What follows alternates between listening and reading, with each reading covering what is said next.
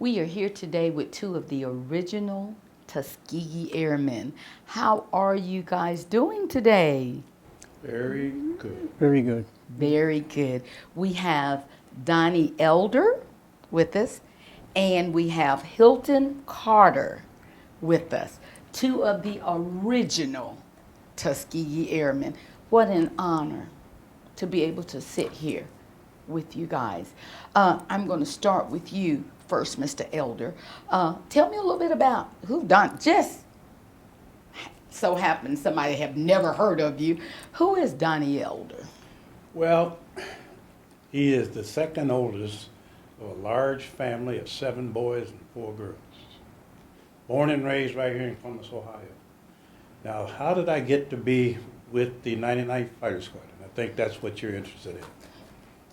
Okay, my father was a veteran of World War I.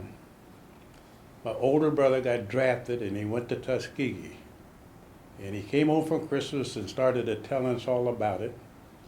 And I decided I wanted to go. So, at the tender age of 17, I enlisted in the Army Air Corps, what it was at the time.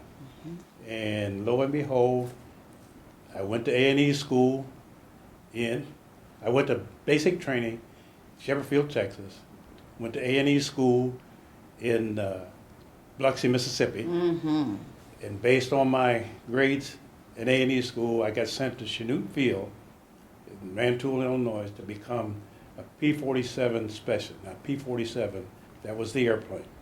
That was the airplane that the 99th Fighter Squadron had. So lucky me, I got assigned to the 99th Fighter Squadron. And during that time, I had the extreme privilege of being a mechanic, crew chief on an airplane, P-47 number 600, of which Lieutenant Daniel P. James was the pilot, who later became 4-star general. So that's a part of my highlights. And as I mentioned earlier, I did have the privilege, while serving with, excuse me, with the 99th Fighter Squadron. I walked down Pennsylvania Avenue, January 20th, 1949, in the inauguration parade for Harry S. Truman as president. And that was an extreme honor for me. And of course, the next honor for me was in March 2007, when we were called to Washington, D.C. under then President Bush. And there was about 300 of us met in the rotunda, and they awarded us the Congressional Gold Medal for our services. Now, this is just a replica of the Congressional Gold Medal. They give each one of us one, and I have mine home encased. Mr. Carter, let's tell the world who Hilton Carter is. Well, I'll go back to how I got in. I ran into a fella in New York. I was living in New York then. Ran into a fella in New York. He was telling me about the Tuskegee Airmen, which I didn't know anything about. And I think I was 17 at the time. And so I said, well, when I get 18, I'll think about it. And when I got 18, I told my mother about it, and she says, hell no. That's right, that's right. She says, you don't want to go out there and get killed. I said, well, Mom, that's all right. The Lord will take me when He's ready, you know. She says, okay, let's just take it easy now and think about it. Okay, fine. So I decided after I got out of high school, I said, well, the jobs were kind of scarce, you know, for any good kind of money. So I says, I think I'll go in the Air Force because I like flying. I used to go across the river to New Jersey and help the boys across there at the field there. And that is washing the plane and fueling the plane and doing a little mechanic work with them. And I got to like it. And then they take me up a few times, you know. So then I decided to go in the Air Force. And then I ran into another fellow down there in San Antonio, Texas. And he was telling me about the Tuskegee Airmen.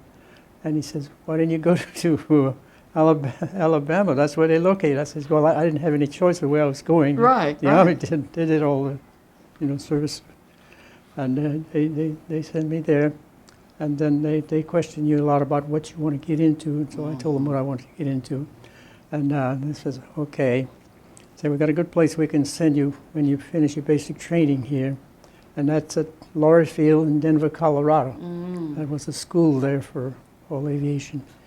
And I didn't know at the time that it was for mechanic work, you know, but I said, well, that's good too, you know, learn about the planes. Right. So the first thing I saw there, the first day I went to school, I saw an airplane crash. Ooh, that was a great And my mind, beginning yeah, my mind got to thinking, with your you know, mama. and I said, well, I won't tell my mom about this. No. So, but I went to school, and the instructor was, he was pretty nice guy. And he says, I know a few of you saw that crash out there, but don't let it bother you. He says, now if you need any more help, just come and talk to me, you know. So I says, well, I don't think I need any help because I've seen too many car crash. Yeah.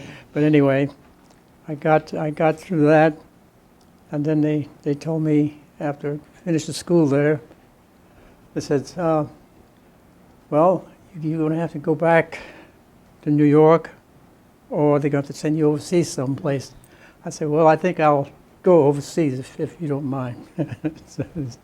So then I thought I was going to Hawaii because that's the first place we landed on the ship, off the ship, that is.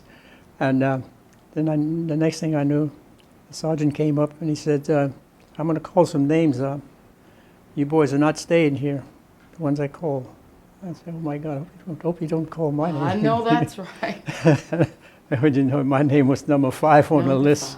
5. Oh, and then they didn't tell us where we were going until we got on the ship. And it says, the captain who was there with us, he says, you guys are going to Guam. And then we all say, where in the heck is Guam? I didn't You're know where from New York. You'd never heard of I'd Guam. never heard of Guam before. Yes. So then we had some old boys talking about Guam. He said, it's a little island. It's not that big, you know, only 13 by 34. So I said, got any planes there? He said, oh yeah, lots of planes there. Lots. I said, well, that's good. So I went to Guam. And then they decided they wanted me to go to B-29 school, you know, for a crew chief. So I said, well, that's a good start. I says, because I always did like the B-29 airplane. And I read about it a lot. I noted that was the plane that had bombed Japan, you know. Oh, okay. So that was in 1948. So I went there, graduated from that school, got my degree there for a mechanic. And then they decided, well, this is where you're going to stay. I said, what? On an island?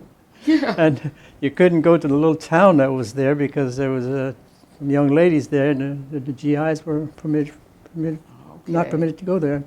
I stayed there. And I flew with them for the time that I was there, and I had a good time, except the time we was on our way to Okinawa, and the left engine caught on fire. What an experience. And the captain say, we're going to have to get out of here, guys. We can't get that engine to stop burning. So they notified, the 6th Fleet was in the area, Okay. and they notified them. They said they was about 100 miles away from where we were. We give them our location and all that. And he says, are you going down fast? He says, well, normal, but we don't know how long before that engine blow off. That's right. So the captain came back there. He says, everybody put their chute on. Oh, so I said, oh boy. Let me ask you, and either one of you all can answer this. What was the greatest challenge of being a person, a man of color, a young boy? You was young boys then. Oh yeah. Of color, and being put in this position. What was your greatest challenge? Either one can answer or both can answer. To me, I guess I've tried to all due respect to people nowadays, age is just a number. Yeah. But we were young men. All right. And I'm saying, people ask me time and time again, how did you survive that? You did it from the heart. You had to do what you had to do. Now, my greatest challenge, when I graduated from A&E school, graduated from basic training, I'm sorry, and they told me I was going to Biloxi, Mississippi. Now, me born and raised in Columbus, Ohio, ain't go to Mississippi. But I went to Mississippi in 1946, and I had a chaplain who happened to be a white lieutenant, and he counseled me and told me just what I just said. You're a young man. You can do that. And I tell people now, when they ask who were the Tuskegee Airmen, just a bunch of good old red-blooded American boys who did what they had to do, and they did it from the heart, and they did it well. And we'll do it again today, if we had to. How, either one of you all can answer or both could answer. How was it, what was it like to be putting your line? You know, the Bible says there's no greater love than a man who lay down his life for his brother. Literally, each time that you all went up in the air, you were having the possibility of laying down your life for a race of people at that time did not even appreciate it. But if you just think about that, who are we going to appeal to? Our country didn't want us. Nobody wanted us. So we had to pray. And God gave us the strength to go do what we had to do. What was, Mr. Carter, what was your greatest fears? Well, my greatest fear was I used to read a lot about what was going on in the South, you know, and if they was going to base me there someplace.